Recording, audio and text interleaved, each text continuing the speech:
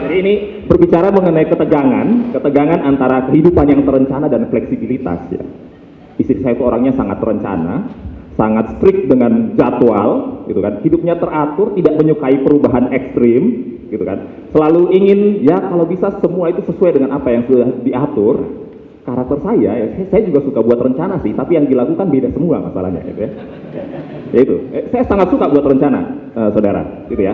Jadi cenderung fleksibilitasnya tinggi, cenderung malah menikmati hidup yang kompleks seperti itu. Terus ya apalagi kalau dalam pelayanan di perkantas tuh kadang-kadang unstructured gitu ya. Apa yang sudah direncanakan benar-benar bisa berubah total. Nah itu realitas. Dan kisah ini di tahun yang lalu ceritanya itu saya mau wisuda, belum ada tanggalnya, sudah siap, sudah bayar, orang tua saya sudah siap-siap mau datang, nanti sudah rencana bahwa istri akan izin dari kantor untuk pergi ke acara wisuda saya. Tiba-tiba tanggal wisuda yang dikasih tahu adalah 30 November 2024. Ada yang ingat itu ada momen apa di situ? Natal perkantas di Surabaya sekaligus peresmian Rupert. Ya. Celakanya, enggak celaka ya. Milhan waktu itu dengan Kak Yanti kalau nggak salah minta, Kung nanti kamu aja yang jadi pembicara. Aduh, yang saya pikirkan tuh bukan masalah sedia tidak sedia. Oh saya harus siap ya, diminta harus bersedia kan. Persoalannya adalah ngomongnya seperti apa sama istri saya, gitu kan. Itu kan perubahan ekstrim ya. Gitu. Ya sudah, singkat cerita saya datang, berusaha untuk menjelaskan, dan ya seperti diduga lah apa reaksi istri saya ya, kalau rekan-rekan yang mengenal bisa membayangkan ya. Reaksi istri saya seperti apa. Dia memutuskan, ya sudahlah aku pergi wisuda sendiri aja, saya nggak mau ikut ya. Gitu. Ceritanya seperti itu ya. Nah, ya sudah, saya waktu itu oke saja kan, kalau lagi marah kan harus ya tenang ya gitu ya. Butuh waktu untuk dicairkan kembali ya. Tapi singkat cerita, akhirnya dia mau pergi, berangkat hari Jumat malam naik kereta, dia bisa selesai dari kantor langsung naik kereta ke Jogja, pulang paginya proses wisuda, selesai wisuda 12:30, tapi saya keluar duluan, bayangin ya, saya keluar duluan jam 12, keluar duluan supaya bisa foto sebentar, habis itu naik kereta jam 1 langsung ya, sampai Surabaya jam 5 sore, istri saya dijemput sama Lingga, saya naik Gojek supaya tidak terlambat, langsung ke Perkantas, sampai Perkantas jam 6 kurang 15, lalu jam 6 ibadah mulai ya, gitu. Jadi sampai di rumah setelah itu, Kak, please lah jangan hidup kayak gini terus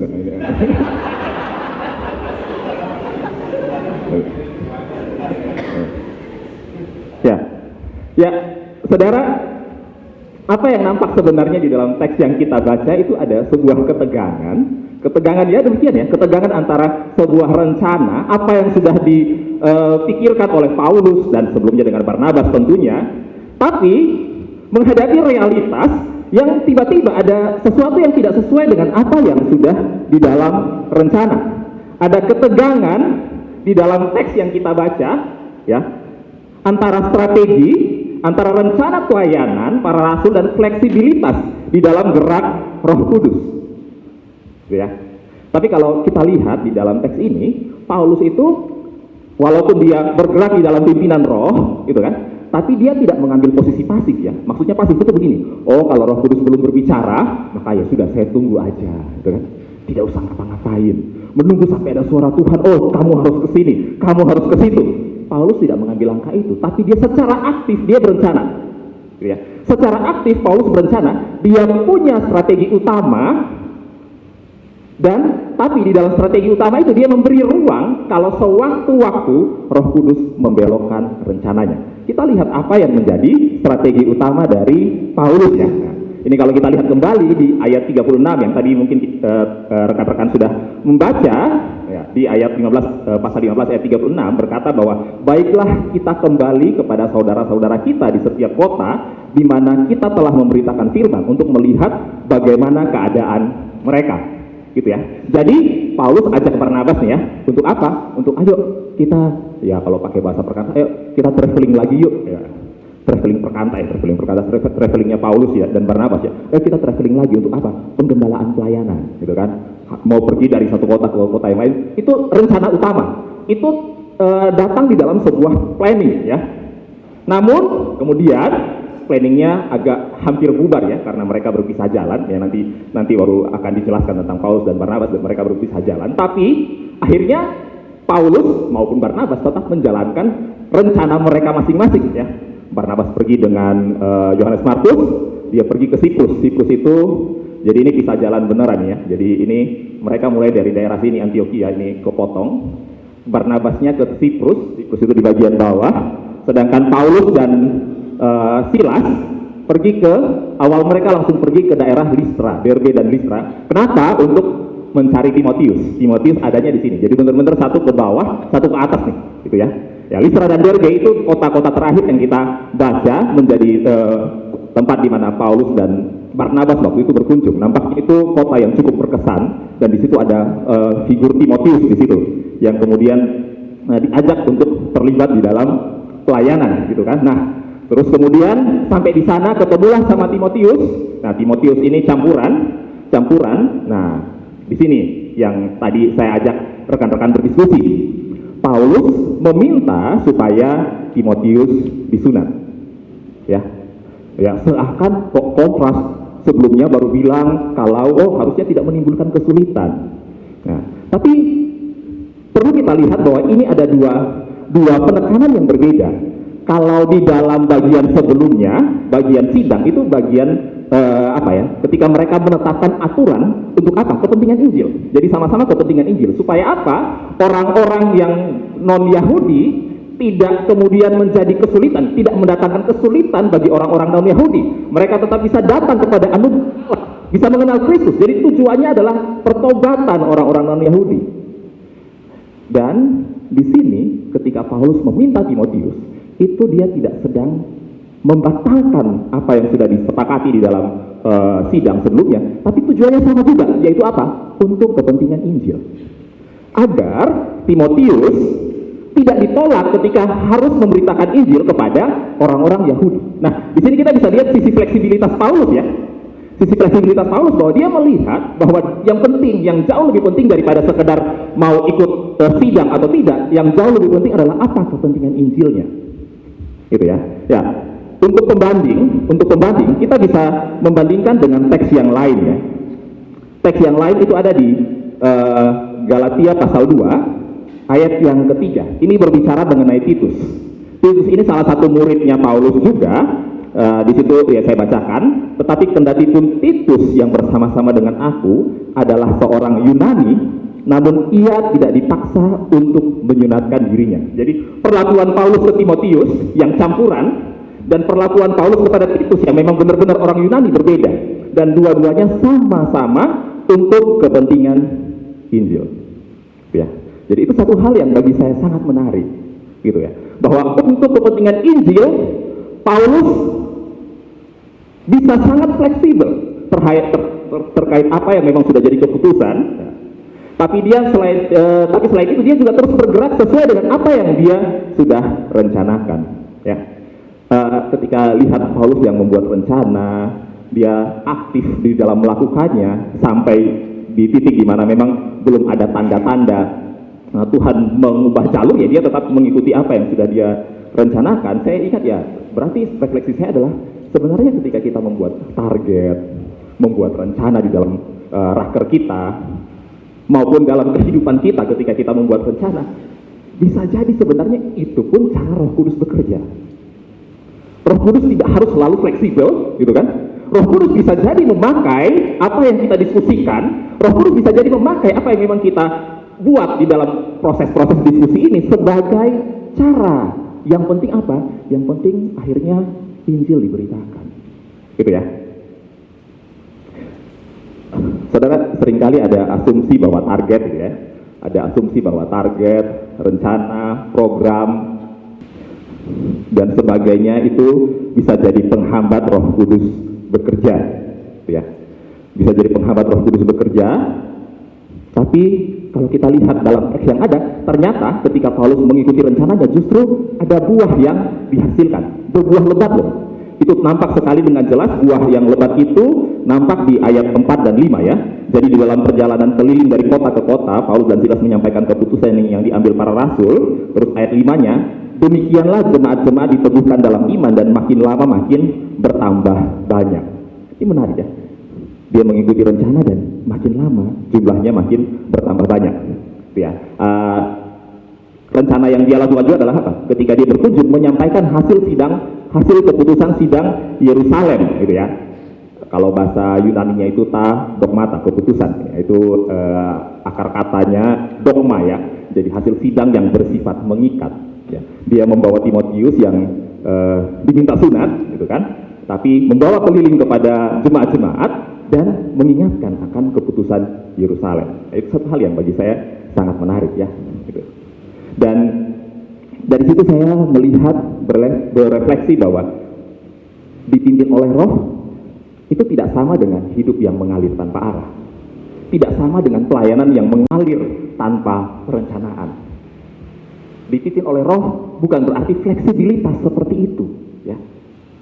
Keaktifan kita membuat rencana, membuat strategi dan sebagainya, jangan-jangan itu adalah strategi utama, ya. Sampai kecuali Roh Kudus membelokkan kita. Jadi perlu ada ruang fleksibilitas dalam strategi yang memberi peluang Roh Kudus mengarahkan ulang rencana-rencana kita. Prinsip ini bukan hanya bisa diaplikasikan dalam konteks pelayanan kita, dalam rapat kerja kita, tapi itu di dalam seluruh kehidupan kita sebenarnya ya. Prinsip yang sangat penting ya. Kadang-kadang kita berpikir, apa kehendak Tuhan dalam hidup saya? Apa yang saya harus lakukan? Apa yang saya harus pilih gitu ya. Ada banyak hal yang mungkin membuat kita bertanya-tanya tentang kehendak Tuhan. Bisa jadi itu terkait dengan pilihan untuk studi, kuliah, ya. Mau mencari pekerjaan seperti apa, mau pelayanan seperti apa, dan seterusnya. Ya. Tapi ini memberikan satu pesan penting, bahwa ya aturlah, buatlah strategi, buatlah rencana untuk hidupmu. Ada teman-teman di sini yang akan jadi alumni, buatlah rencana. Dan upayakan itu di dalam keaktifan, kecuali nanti Tuhan membelokkannya. Karena justru itu strategi utama, itu jadi bagian yang penting ya. Tuhan itu tidak selalu menggerakkan setiap kali pakai dari top down ya. Tiba-tiba ada suara bilang, Albert, kamu habis ini jadi misionaris di Papua, enggak ya? Tidak selalu tiba-tiba seperti itu. Itu sangat kemungkinan seperti itu lebih sedikit ya. Justru kemungkinan yang paling umum adalah Roh Kudus memakai planning kita, Roh Kudus memakai rencana-rencana kehidupan kita untuk apa? Untuk menuju apa yang Dia kehendaki. Maka itu jadi bagian yang penting untuk kita sungguh-sungguh pertimbangkan. Seperti itu ya. Nah, ada bagian yang kita akan lihat selanjutnya adalah apa yang menarik di dalam perjalanan ini adalah kemudian setelahnya di ayat 6 dan 7 Paulus menghadapi situasi di mana ada pintu-pintu yang tertutup gitu ya. Kalau di ayat 6 dikatakan bahwa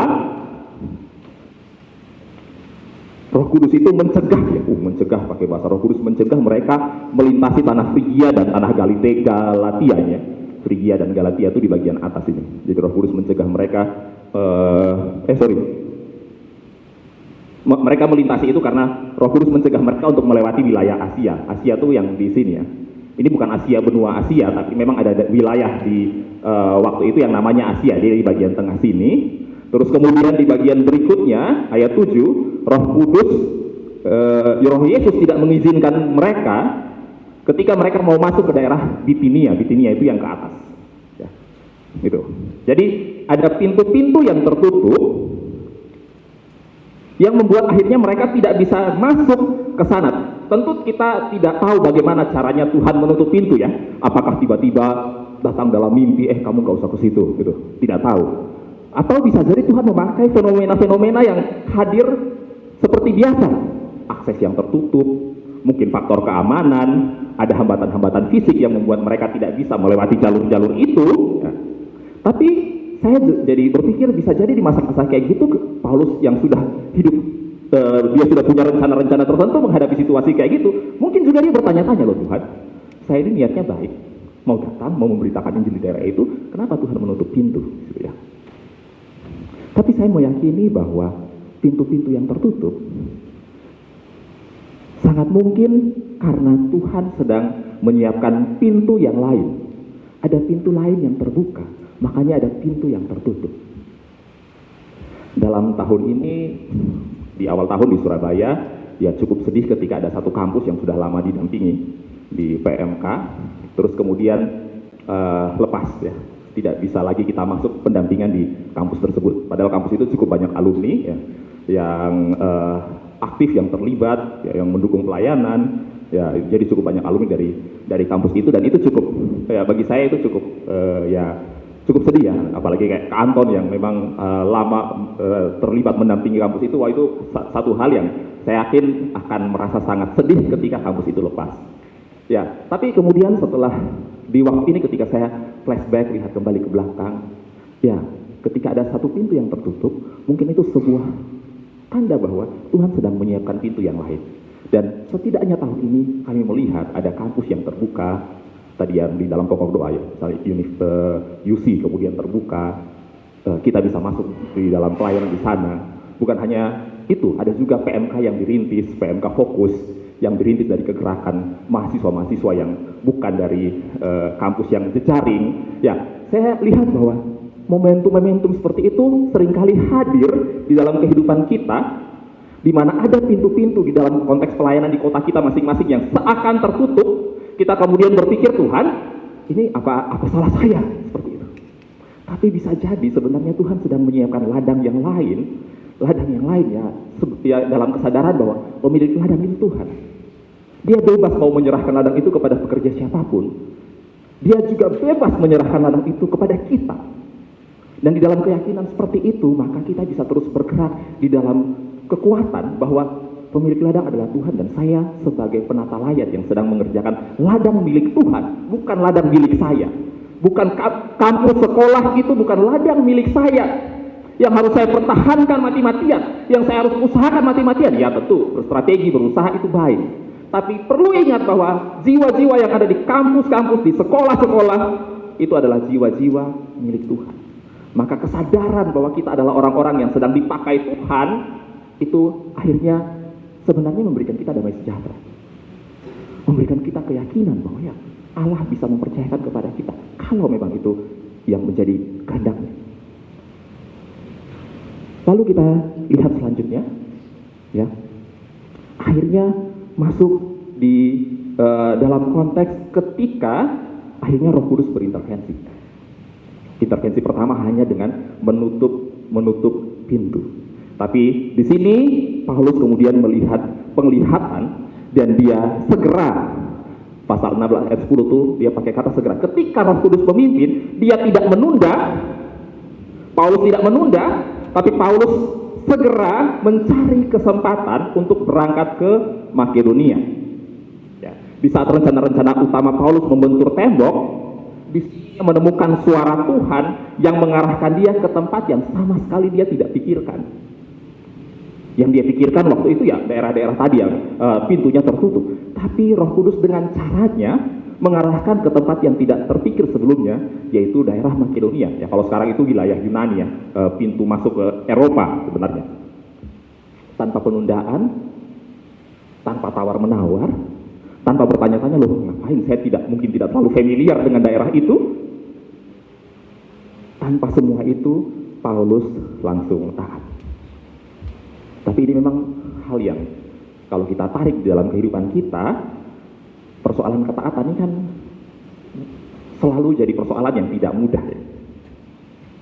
Kadang-kadang kita sudah paham, kehendak Tuhan itu terkadang bukan sesuatu yang sangat sulit untuk digumulkan. Kehendak Tuhan itu jelas. Tapi kitanya yang suka untuk tawar-menawar, kitanya yang suka untuk menunda, kitanya yang suka kalau bisa menghindar. Tapi ketika kita menghindar, justru yang terjadi adalah muncul perasaan mengalami kegelisahan. Kenapa saya akhirnya harus menghindar? Nah, itu satu ketegangan juga yang sangat mungkin terjadi. Saya ingat tahun 2008, waktu itu saya alumni baru. Sebelumnya itu saya sudah di-sharingkan sama Kak Ivana, itu kakak staf dulu, untuk bergumul untuk menjadi PMK Kota ya, pengurus PMK Kota. Nah, cuma saya waktu itu banyak alasan aja gitu kan, alasan baru lulus. Waktu itu PMK Kota di Surabaya masih banyak alumni gitu ya, alasan baru lulus, mau adaptasi kerja dan seterusnya gitu kan. Pokoknya menghindar. Jadi saya ketika jadi sekarang ini saya jadi staf yang tidak pernah jadi pengurus PMK Kota ya, staf mahasiswa yang tidak pernah jadi pengurus PMK Kota. Tapi ketika saya akhirnya Tuhan panggil jadi staf, dalam satu refleksi saya berpikir bahwa sebenarnya dulu itu saya lari. Ada beban yang Tuhan sudah tanamkan sebenarnya. Kerinduan untuk melihat, memuridkan ke kampus-kampus sudah kita tanamkan sebelum-sebelumnya. Tapi entah di waktu itu, saya dalam mungkin suatu kondisi spiritual yang lagi baik-baik saja, ya sudah saya menghindar. Gitu. Saya berkata tidak dan alasan saya logis. Kalau buat alasan saya jago teman-teman ya. Gitu. Buat alasan sehingga alasan itu logis dan kelihatan masuk akal ya, dan sesuai dengan kehendak Tuhan, maka saya jago buat seperti itu. Tapi dalam refleksi kemudian, ternyata saya lari gitu. Tapi ya ujung-ujungnya balik lagi ya gitu ya. Ujung-ujungnya jadi sah juga gitu ya. Hanya muter dulu gitu kan. Muter dulu. Kadang-kadang kita sukanya begitu ya. Sukanya menunda gitu kan. Sukanya tawar-menawar dengan Tuhan. Pimpinan Tuhan itu sudah clear. Bukan hanya sebagai alumni, sebagai staff, tapi juga adik-adik mahasiswa. Kadang-kadang kita berhadapan dengan berhala hati kita. Zona nyaman yang kita tidak mau tinggalkan. Ketakutan akan pemeliharaan Tuhan. Tapi bukankah kalau kita sadar bahwa ketaatan kita adalah kepada Tuhan sang pemilik kehidupan kita, bukankah Allah yang akan menjadi pembela kita? Sebagai siswa mahasiswa, mungkin kita berpikir, waduh, tapi masalahnya hidup seperti teman-teman yang lain. Bukankah hidup seperti itu lebih enak? Nggak repot. Kenapa saya harus merepotkan hidup saya menjadi pengikut Kristus, gitu kan? Lebih repot. Kita tahu, kita sudah tahu, tapi kadang-kadang kita tawar-menawar dengan Tuhan. Atau jangan-jangan kita sudah tahu Tuhan menggelisahkan hati kita. Tuhan menunjukkan bahwa ada ladang-ladang yang membutuhkan, dalam konteks perkantas misalnya gitu ya. Oh, Malang Kak Yogi butuh partner staf siswa gitu ya. Kak Tobi butuh partner staf siswa di Banyuwangi, misalnya seperti itu ya. Mungkin sudah ada kegelisahan dalam diri kita, tapi kita tawar-menawar. Tapi apa yang kita pelajari dari Paulus? Ketika dia tahu Roh Kudus memimpin, ketika dia tahu ada suara yang berseru-seru di dalam mimpinya, maka dia mengambil keputusan segera, oke, Tuhan, tidak berlama-lama, saya akan pergi. Maka maukah kita bertindak segera ketika Tuhan memanggil dengan jelas? Maka kini Paulus akhirnya tiba di Filipi. Udah nyebrang ya? Nih, nyebrangnya di sini nih. Nyebrang dari Troas, lompat ke Filipi bagian atas. Sudah nyebrang sampai di Filipi. Nah, untuk bisa nyebrang itu Roh Kudus yang membelokkan. Tapi ketika sudah sampai di Filipi, Paulus pakai default ya, apa? Strategi utamanya dia. Apa strategi utamanya dia? Strategi utamanya dia yaitu tadi kunjungan ke rumah ibadah Yahudi. Itu strategi utama, dia selalu pakai strategi itu ketika masuk ke satu daerah yang baru ya. Setelah nyebrang di pasal ayat 4 dia berkata bahwa ya dalam perjalanan ayat 13, pada hari Sabat kami keluar pintu gerbang kota, kami menyusur tepi sungai dan menemukan tempat sembahyang Yahudi gitu ya. Jadi tempat sembahyang Yahudi yang sudah kami duga ada di situ. Kata sudah kami duga ada di situ, artinya memang sengaja dia mencari tempat itu untuk apa? Sebagai pintu untuk pemberitaan Injil, gitu ya. Jadi dia dengan sengaja mencari, yaitu selalu jadi strategi standarnya dia. Ketika tidak ada pimpinan Tuhan yang lain, dia akan selalu pakai strategi itu dulu, gitu ya. Jadi dia kembali kepada strategi utama itu. Di sana dia ketemu dengan beberapa perempuan di rumah doa itu. Ini bukan sinagoge ya, bukan seperti rumah ibadat yang di sebelum-sebelumnya. Sinagoge ini rumah ibadat, bukan rumah ibadat ya, rumah doa yang lebih kecil. Kenapa lebih kecil? Karena memang komunitas Yahudi di Filipi itu sedikit sekali. Terus bukan hanya itu saja, nah komunitas Yahudi sedikit dan justru lebih banyak orang-orang Yunani yang menganut Yahudi. Dan uniknya kebanyakan yang menganut Yudaisme itu adalah perempuan. Ya, memang konteksnya begitu. Jadi perempuan, makanya kalau nanti baca teks itu selalu perempuan yang ada di rumah doa itu, laki-lakinya nggak ada. Ya, perempuan yang ada di situ. Nah, dan orang pertama di Eropa yang percaya kepada Yesus namanya Lydia, bukan Lydia Wuru ya.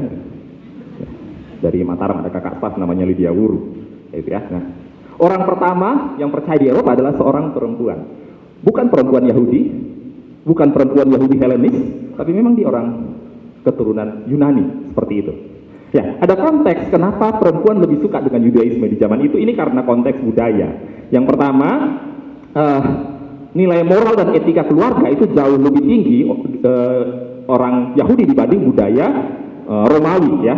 Misalnya laki-laki itu bebas berhubungan dengan selir, budak, bahkan bayi perempuan itu sering dibuang dan seterusnya. Sedangkan Yudaisme yang ditawarkan adalah pernikahan monogami, gitu ya. Sehingga sebagai perempuan merasa kalau mereka menjadi orang Yahudi itu tuh lebih martabatnya itu lebih dihargai.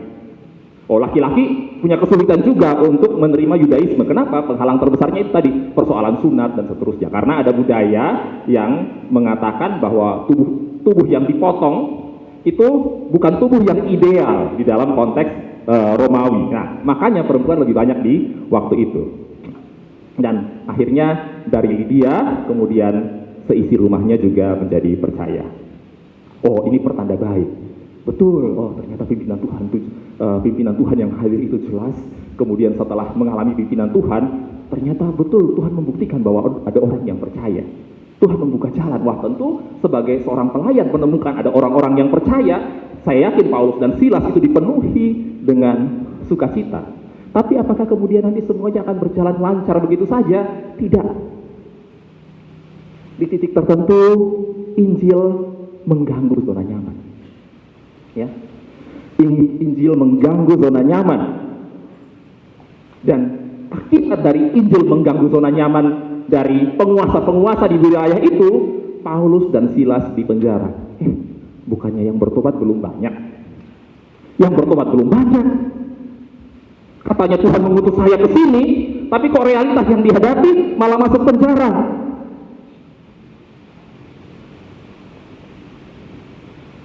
Di situ Paulus mengusir roh jahat dan dari penenung, dan itu mengganggu penghasilan tuannya.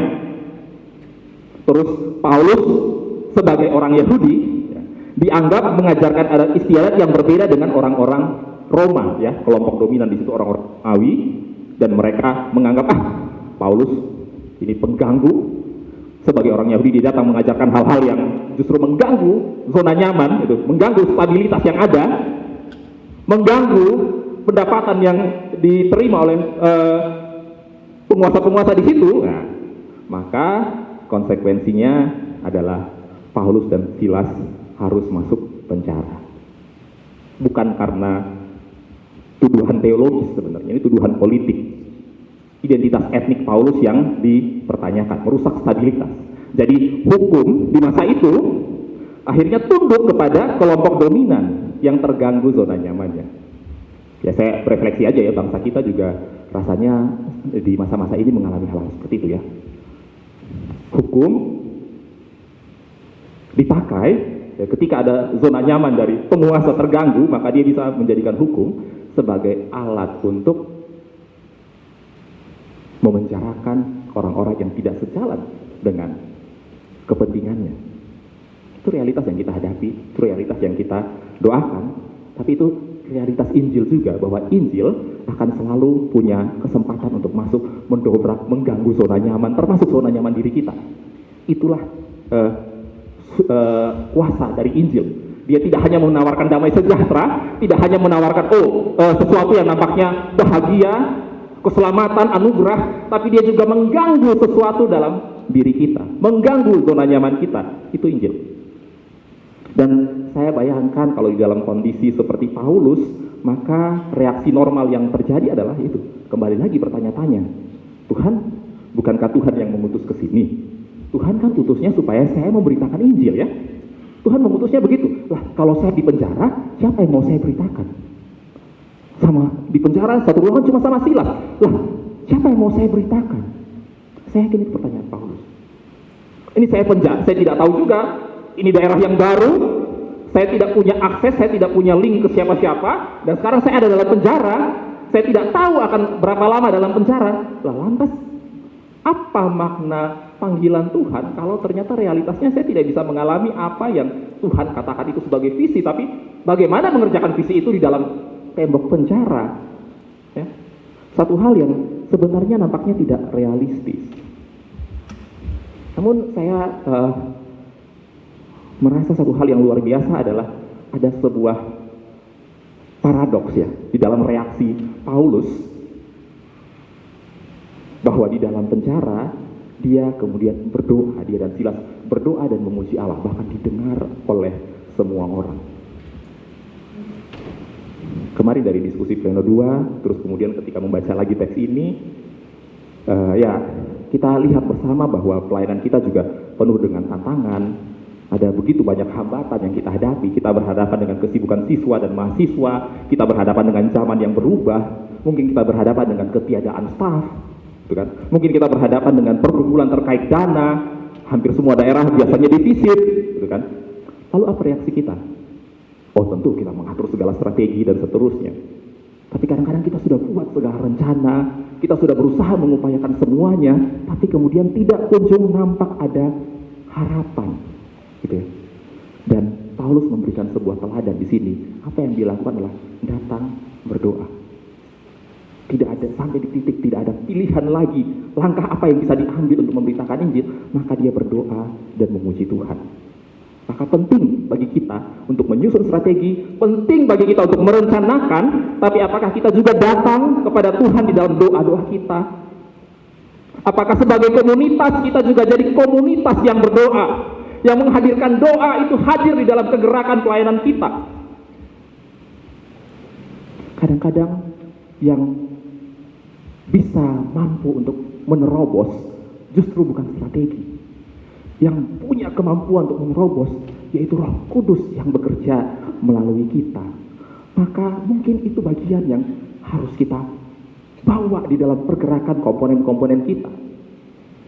Berharap, menanti, meminta Tuhan melakukan terobosan ketika tidak ada jalan indah yang terlihat, ketika semuanya sepertinya tertutup, maka kita bisa mengingat bahwa dia adalah Allah yang berdaulat, dia adalah pemilik ladang, dan dia adalah Allah yang sanggup membuka jalan yang tertutup sekalipun. Dan itu yang terjadi di dalam teks ini. Siapa yang bisa dia beritakan? Dan siapa yang menyangka bahwa yang dia beritakan justru kepala penjara?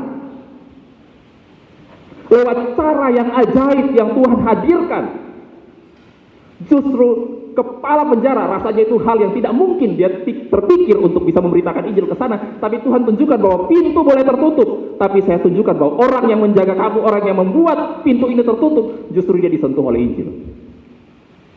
Justru orang itulah yang disentuh oleh Injil. Maka saya melihat sebuah pola. Kalau kita lihat di dalam teks-teks sebelumnya juga selalu ada pola, ya. Pertama, Tuhan datang, Tuhan menyatakan panggilan yang jelas kepada rasul, kepada para rasul. Panggilannya jelas, tapi tidak sama dengan langsung semuanya mulus.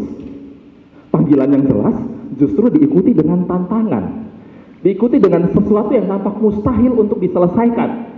Situasi yang sepertinya Injil tidak mungkin bisa diberitakan, tapi situasi-situasi sulit seperti itu menjadi kesempatan untuk anugerah Allah itu hadir. Menjadi kesempatan yang mengingatkan kita bahwa terobosan kegerakan itu bukan hadir di dalam kekuatan kita, tapi kita butuh anugerah Allah yang seringkali datang menghadirkan jalan keluar yang tidak terduga, jalan keluar yang justru membuka kesempatan untuk Injil diberitakan. Penjara ternyata bukan jalan tertutup. Penjara yang tertutup, penjara yang terkunci justru jalan terbuka. Jalan terbuka yang akhirnya membuat kepala penjara dan seisi rumahnya bertobat. Apa yang kita lihat sebagai jalan tertutup, ternyata itu adalah jalan yang Tuhan sedang siapkan untuk Injil diberitakan secara lebih luas. Satu hal yang luar biasa kalau kita merefleksikan bagaimana Roh Kudus bekerja di dalam narasi kisah para rasul ini. Saya jadi ingat di masa-masa awal saya jadi staf, ada satu peristiwa yang membuat saya berpikir ulang tentang panggilan saya. Inti cerita, ada konflik yang terjadi, akhirnya saya tidak bisa melayani di kampus asal saya sendiri, ya. Kampus yang jadi di kampus itu melekat identitas saya, melekat pelayanan saya, melekat relasi dengan orang-orang di situ semua. Tapi karena ada satu hal yang terjadi, saya tidak bisa lagi masuk ke kampus itu. Saya jadi bergumul, Tuhan, ini ngapain saya jadi staf ya? Bahkan di tempat di mana saya dimuridkan dulu, tempat di mana saya bertumbuh dulu, sekarang saya tidak bisa lagi pelayanan di situ. Bukan hanya itu saja, orang yang saya anggap dekat sekarang sudah tidak lagi jadi staf perkantas di masa-masa itu. Tuhan, bukankah panggilan Tuhan bagi saya waktu itu jelas? Lalu kenapa hal ini harus terjadi? Kenapa itu terjadi? Bertanya-tanya sama Tuhan. Dan itu pertanyaan itu kapan terjawabnya? Tidak 1 bulan, 2 bulan, 3 bulan. Terjawabnya 3 tahun kemudian. Cukup lama. Saya bergumul Tuhan, lalu saya dan istri ya, waktu itu belum istri, pacar. Ya, bergumul. Terus kita pelayanan gimana ya? Gitu. Karena sama-sama dari satu kampus dulu ya. Jadi kami itu sering pergi ke kampus UPN, berdoa di situ. Nanti ke kampus Tikom, masuk ke kantin berdoa. Bener ini duduk di kantin tuh sambil pesan makanan sambil berdoa, Tuhan, boleh nggak ya Tuhan, kami bisa melayani di kampus ini. Tuh. Terakhir kami tuh ke WM di Noyo waktu itu di kantin. Oh, di sana berdoa gitu. Berdoa, Tuhan, boleh nggak ya ada orang-orang yang dimuridkan. Saya ingat adik KTB saya di WM itu kenalannya di kantin. Beneran kenalan di kantin sampai dia mau KTB. Kenalan dari ngobrol-ngobrol cerita-cerita, dia mau KTB. Memang akhirnya kelompok itu tidak jalan lama, hanya sekitar 5 bulan, 6 bulan, terus dia tidak lanjut lagi. Tapi bagi saya itu pengalaman yang berkesan bahwa, oh, Tuhan itu hadir, Tuhan itu menjawab ketika kita meminta. Oh, Tuhan, saya kan tidak minta yang aneh-aneh, saya meminta orang dimuridkan, gitu loh. Saya meminta saya bisa melayani Tuhan. Gitu. Saya nggak minta untuk kepentingan diri saya minta jiwa, gitu. Masa Tuhan nggak kasih? Gitu. Itu pengalaman. Tapi di balik semua itu kemudian kisah itu berlanjut. Ada dari istri saya ada adik KTB yang kemudian punya 3 adik KTB, dan 3 adik KTB itu yang minta izin di kampus untuk merintis pelayanan di Widya Mandala waktu itu ya. Dan akhirnya terintislah PMK di sana. Terintislah PMK di sana hingga itu ya generasi pertama tuh ada di sini, ada generasi pertama mahasiswa baru yang dijangkau, ada kayak Happy, Elsa waktu itu, ada beberapa ada di sini, Didit, dulu Andre, generasi pertama yang dijangkau di Widya Mandala di masa itu. Nah, dalam refleksi kami kemudian, ini kisahnya setelah menikah gitu ya. Kisah setelah menikah, dalam refleksi kami kemudian melihat bahwa kalau Tuhan tidak tutup jalan di Petra waktu itu di kampus saya tidak akan datang berdoa ke kampus-kampus. Saya tidak akan datang di dalam kesungguhan meminta, Tuhan, saya mau melayani Tuhan. Tunjukkan kemana saya harus melangkah. Maka kadang-kadang ada pintu yang tertutup, ada kesulitan yang harus dihadapi, ada tantangan-tantangan yang harus dihadapi, supaya akhirnya kita datang meminta sama Tuhan, sang pemilik ladang. Bukan meminta untuk kepentingan diri kita, tapi meminta agar ada jiwa-jiwa, ada siswa-mahasiswa yang mengenal Tuhan, berproses di dalam pemuritan. Dan dari pengalaman-pengalaman demikian kita menyadari bahwa ladang adalah milik Tuhan. Tuhan yang mempercayakan ladang kepada pekerja yang Dia mau. Dan Tuhan yang mengambil ladang dari pekerja yang baginya sudah cukup. Dan itu membuat kita punya hati yang sungguh terbuka di hadapan Tuhan, meyakini bahwa sang pemilik ladang juga akan menyediakan ladang yang tepat dan sesuai konteks bagi kita. Itu yang saya rasa perlu untuk terus-menerus kita ingat dan kita doakan.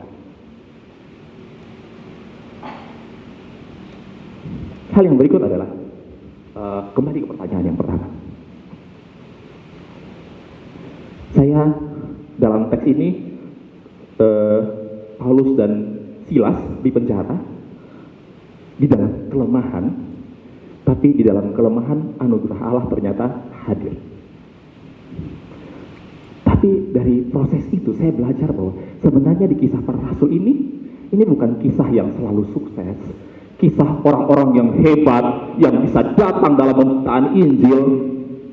Kisah para rasul bukanlah kisah para rasul yang penuh kelemahan dan tidak sempurna, tapi ini kisah tentang Roh Kudus yang memakai orang-orang yang lemah. Bahwa anugerah Allah tetap hadir dan berkarya melalui pelayanan kita di dalam kelemahan-kelemahan kita. Saya berefleksi dari kisah Paulus dan Barnabas yang berpisah jalan. Ternyata para pengikut-pengikut Tuhan yang setia, mereka juga punya pergumulan. Apa yang diperjuangkan sama Paulus dan Barnabas ketika berpisah jalan, itu bukan diri mereka sebenarnya. Dua-duanya punya niat yang baik, benar kan? Ya, dalam diskusi mungkin ada yang mengangkat isu itu. Dalam diskusi, dua-duanya itu punya niat yang baik. Baik si Paulus, baik si Barnabas. Bagi Paulus, loh, dia itu sudah punya pengalaman meninggalkan pelayanan. Ngapain dia diajak? Bagi Barnabas, oh, selalu ada kesempatan kedua. Mana yang lebih benar? Dua-duanya sama-sama benar. Dua-duanya punya penekanan yang berbeda. Di masa-masa itu, dua-duanya mungkin akhirnya tidak bisa sejalan. Tidak ada solusi yang bisa membuat mereka berjalan di dalam kesatuan. Tapi karena memang kisah para rasul itu bukan sekedar bicara mengenai orang-orang yang pasti akan selalu bersatu, selalu berjalan di dalam keyakinan bersama. Kadang-kadang refleksi mereka tentang firman Tuhan bisa jadi membawa mereka kepada jalan yang berbeda. Sama-sama kehendak Tuhan, tapi itu memimpin kepada jalan yang berbeda. Atau bisa jadi jalan yang berbeda itu memang lahir dari ego aja, dari perbedaan pendapat yang tidak bisa diselesaikan, lalu kemudian akhirnya ya sudah, kita jalan sendiri-sendirilah. Tapi satu hal yang saya refleksikan adalah, ya, anugerah Allah itu tetap hadir dan berkarya melalui pelayanan masing-masing. Tadi saya tunjukkan di awal, si Barnabas pergi ke bawah ke Siprus, Paulusnya ke atas. Paulusnya ke atas ke arah Derbe, Listra, seperti itu. Berbeda jalan, tapi dua-duanya tetap dipakai oleh Allah. Kalau kita lihat cerita-cerita selanjutnya nanti, si Yohanes Markus menjadi orang yang penting bagi pelayanan Paulus. Yohanes Markus yang diajak oleh Barnabas, yang karena Yohanes Markus ini mereka berdua bisa jalan. Tapi dia menjadi orang yang penting bagi pelayanan Paulus. Artinya apa? Kadang-kadang memang ada situasi-situasi yang terjadi demikian, tapi anugerah Allah tetap hadir. Ya, kalau kita belajar dari perpisahannya Paulus dan Barnabas, maka ini dua tokoh yang memang pisah jalan di tengah kondisi gereja yang ada di puncak, menghadapi konflik yang panjang, sama-sama memperjuangkan hal yang benar. Namun dalam karya Roh Kudus, mereka justru membawa kepentingan Injil di dalam kegerakannya masing-masing. Maka sekali lagi saya katakan bahwa sebagai komunitas ataupun sebagai personal yang saling bekerja sama, seringkali kerapuhan kita hadir di situ. Seringkali ada situasi-situasi yang membuat kita berbeda pendapat, berbeda keputusan, berbeda keyakinan mana strategi yang terbaik. Mungkin di kota Surabaya punya strategi seperti ini dan itu berhasil, maka terus kita menuntut kota lain juga harus punya strategi yang sama. Belum tentu. Bisa jadi strategi di tempat yang lain punya cara sendiri dan itu efektif dan itu berhasil dan ada buahnya. Dan bukankah yang harusnya mendatangkan sukacita adalah ketika ada jiwa-jiwa yang mengenal Yesus, yang akhirnya percaya kepada Yesus. Kadang-kadang strateginya agak-agak beda-beda nih. Kadang-kadang kita tidak harus sepakat dengan segala sesuatu. Tapi ketidaksepakatan itu pun semuanya karena kepentingan Injil. Kepentingan Injil bisa membuat kita sepakat, kepentingan Injil bisa membuat kita tidak sepakat. Kenapa? Karena ada konteks. Setiap daerah dengan konteksnya. Maka disitulah ruang berbagi bersama, ruang di dalam hati kita untuk tidak saling meniadakan satu dengan yang lain, ruang di hati kita untuk memberikan kemungkinan bahwa bisa jadi memang Roh Kudus pakai cara itu, bisa jadi Roh Kudus tidak pakai cara yang selama ini berhasil bagi saya, tapi bagi dia berhasil. Ya, ruang itu yang mungkin kita juga bisa berikan di dalam kita membuat rencana, ya, di dalam kesadaran bahwa kita tidak sempurna, di dalam kesadaran bahwa kita rapuh, di dalam kesadaran bahwa bahkan komunitas kita pun rapuh. Tapi di dalam kesadaran bahwa kita adalah komunitas yang rapuh, di dalam kesadaran bahwa saya adalah pribadi yang rapuh, pribadi yang bisa melakukan kesalahan, pribadi yang bisa berdosa. Di dalam kesadaran akan kerapuhan kita juga sadar bahwa kita selalu butuh anugerah. Kita jadi sadar bahwa pada akhirnya yang kita lihat adalah Allah. Kita jadi sadar bahwa kita butuh anugerah Allah yang kemudian hadir dan memampukan kita di dalam gerak Roh Kudus. Amin. Mari kita berdoa.